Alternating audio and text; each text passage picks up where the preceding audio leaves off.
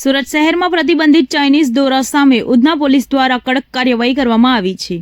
ભાઠેના અમન society વિસ્તારમાંથી રઈસ શૌકત સોલંકી નામના શખ્સની ધરપકડ કરવામાં આવી છે.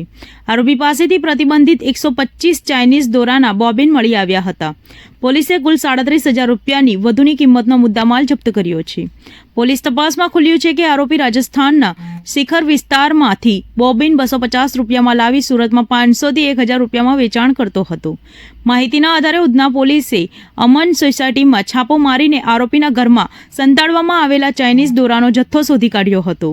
આ મામલે ઉધના પોલીસે વધુ તપાસ હાથ ધરી છે અને ચાઇનીઝ દોરાના નેટવર્ક અંગે પણ તપાસ શરૂ કરી છે. ઉધના પોલીસ સ્ટેશનમાં જે આરોપી છે રઈસ શૌકત સોલંકી, જેની ઉંમર 27 વર્ષ છે, જેઓ મજૂરી કામ કરે છે. Aman society Bhatena Surat road, flat number 206, Tabrez apartment, Satyasai society Bhatena Surat ખાતે એની પાસેથી પ્રતિબંધિત ચાઇનીઝ દોરી મોનોકાઇટ ફાઇટર માંજા એમ કરી અને જે એક અમારી પાસેથી 125 નંગ ફિરકી મળેલ છે, જે ચાઇનીઝ દોરીના છે. આશરે કિંમત 37,500 રૂપિયાની એની કિંમત છે.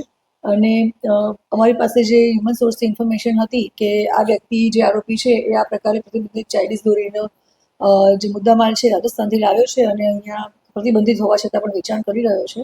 એના આધારે ઉધના પોલીસે ત્યાં કાર્યવાહી કરી છે અને અમે BNS 223 અને 292 મુજબની કાર્યવાહી કરેલ છે. આ જે આરોપી છે એને પણ અમે અટક કરેલ છે અને રઈસ શૌકત સોલંકી છે, જેઓ 2024માં પણ સારોલી પોલીસ સ્ટેશનમાં આ જ પ્રકારે ચાઇનીઝ દોરીનો મુદ્દામાલ પ્રતિબંધિત છે છતાં પણ વેચવા માટે થઈ અને વેચાણ કરતા હતા અને 2024માં એના વિરુદ્ધમાં પણ સારોલીમાં ગુનો દાખલ થયેલો છે અને એ માટે થઈને પણ અમે આગળની કાર્યવાહી કરીશું.